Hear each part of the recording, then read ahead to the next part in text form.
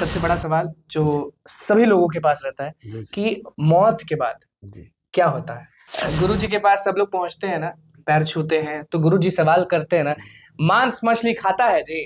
तो लोग सामने से कहते हैं जी गुरु जी खाते हैं, जी गुरु जी खाते हैं। लेकिन कुछ 5% ऐसे होते हैं जो बाबा लोग को ढोंगी कह देते हैं, जी जी। तो उनको कुछ जवाब नहीं और देते। समाज में हर तरह के लोग होते हैं। राम मंदिर भी अयोध्या में बना है, आप देखे होंगे, जी बिल्कुल। सुने होंगे सब चीज। आपको खुशी कितनी हुई, अंदर से खुशी कितनी हुई? भगवान श्री कृष्ण यह अर्जुन को उपदेश करते हैं कि देखो अर्जुन, कर्म योगी बनो।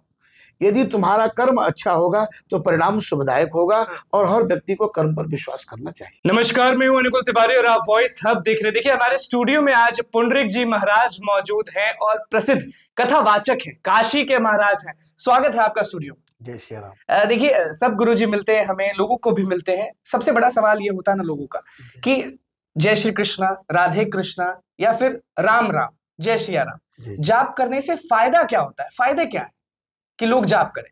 शब्द ब्रह्म है और शब्द की अपनी एक सत्ता है जी। तो हम अच्छे साउंड का यदि बोध करेंगे तो उससे पॉजिटिव ऊर्जा निकलेगी।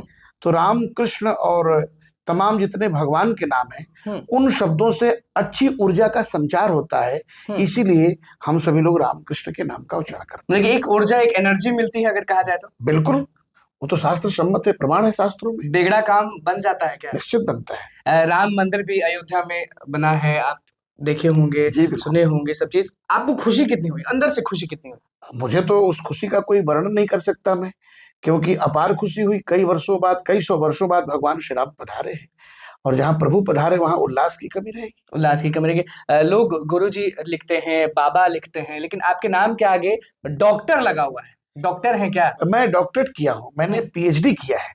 तो पीएचडी की उपाधि जिनको प्राप्त होती है उनको, उनके नाम के आगे डॉक्टर लगता है। मतलब कि काशी से आपने पढ़ाई किया? जी, मैंने काशी के काशी हिंदू विश्वविद्यालय से पढ़ाई की। तो क्या तो डॉक्टरी किए, उसके बाद इस लाइन में आ गए, कथावाचक, प्रसिद्ध कथावाचक बन गए, हजारों हजारों लाखों लाखों लोग आपको सुनते हैं, तो ये यू टर्न कैसे? कारण यह है कि शास्त्र पढ़ने के बाद मेरी इच्छा हुई, मेरी परंपरा में मेरे दादाजी, मेरे उनसे पितामह जी की परंपरा में यह विद्या थी। तो मैंने सोचा कि समाज सेवा में अगर इस विद्या का सदुपयोग हो तो अच्छा होगा। तो अच्छा होगा। लोग ये बोलते हैं, बहुत सारे लोग जो भी कथावाचक को सुनते हैं, लाखों लोग तो उम्मीद रखते हैं कि जी हाँ, कथावाचक के पास जाते हैं तो कुछ अच्छा होगा। लेकिन कुछ 5% ऐसे होते हैं जो बाबा लोग को ढोंगी कह देते हैं, तो उनको कुछ जवाब नहीं। और समाज में हर तरह के लोग होते हैं। समाज में 3 प्रकार के लोग हैं, कुछ उत्तम है, कुछ मध्यम है और कुछ अन्य है जी। तो उनकी तरफ ध्यान नहीं देना है। हम अच्छा काम करेंगे तो अच्छा ही आती है। अच्छा काम करेंगे तो अच्छा होगा, निश्चित होगा ही। तो ढोंगी बाबा आपको किसी ने तो कभी नहीं बोला होगा? नहीं, बोलने का कोई सवाल नहीं। बोलने वाले तो बहुतों को बोलते रहते हैं, लेकिन अपने काम में अगर अपने चरित्र स्वभाव से अच्छे हैं तो ढोंगी बोलने से क्या लेना। कहाँ कहाँ आप कथा कहते हैं? मैं भारतवर्ष के लगभग सभी शहरों में कथा कर चुका हूँ, सभी तीर्थों में कथा कर चुका हूँ।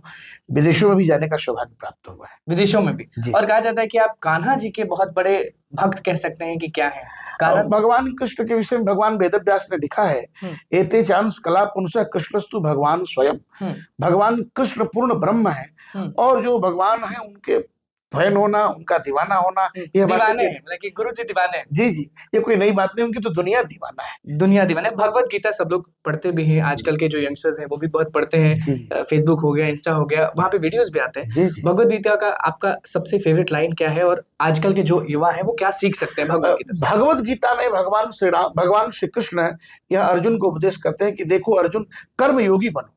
यदि तुम्हारा कर्म अच्छा होगा तो परिणाम शुभदायक होगा और हर व्यक्ति को कर्म पर विश्वास करना चाहिए। और अब सबसे बड़ा सवाल जो सभी लोगों के पास रहता है कि मौत के बाद क्या होता है। देखिए, हमारे सनातन की वो परंपरा है, 3 प्रकार के कर्म है, प्रारब्ध, संचित और क्रियमाण।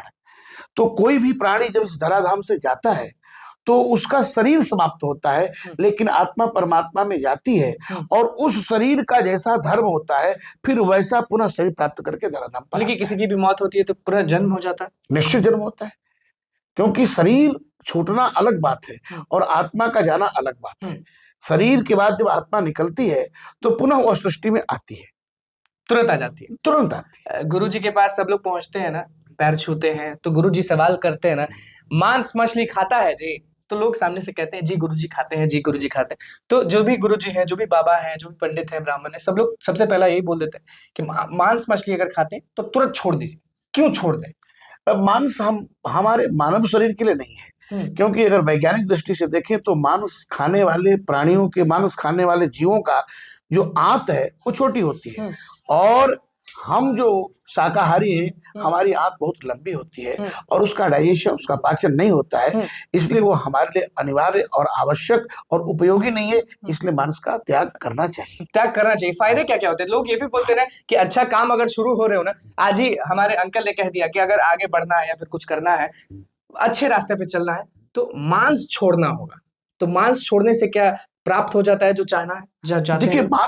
मांस हमारे भारतीय और हमारे सनातन की परंपरा में मनुष्य का आहार है ही नहीं। हाँ। तो हमने पकड़ लिया, वो हमारी गलती है, हमें तो बहुत पहले छोड़ देना चाहिए। हाँ। वो मांस हमारे लिए ग्राह्य नहीं है। आप कॉलेज लाइफ में थे तो तब तो आप कभी आज तक ऐसा गुरुजी नहीं थे, तब तो होता ना कि कॉलेज लाइफ में सब लोग थोड़ा बहुत ग्रेवी ही सही लेकिन चख लेते हैं। तो देखिए, हमारे यहाँ क्या है कि हम लोग परंपरागत ब्राह्मण परिवार से हैं और हम लगभग अपनी 30वीं पीढ़ी में ये काम कर रहे हैं। हमारे यहाँ तो लहसुन प्याज भी नहीं खाया जाता, मांस की तो बड़ी बात है। भगवान शालिग्राम की पूजा, भगवान को, ठाकुर जी को भोग लगता है, तो मांस खाने का कोई औचित्य ही नहीं है। लेकिन ठाकुर जी को पूछते हैं, ये सब लहसुन प्याज कुछ नहीं, बिल्कुल नहीं खाते। चलिए, लोग जो आपको देख रहे हैं उनको कुछ लेसन देना चाहिए? मैं यही चाहूंगा कि हर व्यक्ति को अपने कर्म पर विश्वास करना चाहिए और सदाचारी बनना चाहिए, चरित्रवान बनना चाहिए और अपने आचरणों को पवित्र करना चाहिए। देखिए, महाराज जी हमारे साथ मौजूद थे, भगवत गीता पे बात हो गई, मांस मछली पे बात हो गई, सब चीज मिला जुला के सब पे बात हो गई। तो अब आप पर है, आपको मांस मछली खाना है कि नहीं खाना है। तो बस हमारे चैनल को सब्सक्राइब कर, पेज को लाइक कर। धन्यवाद।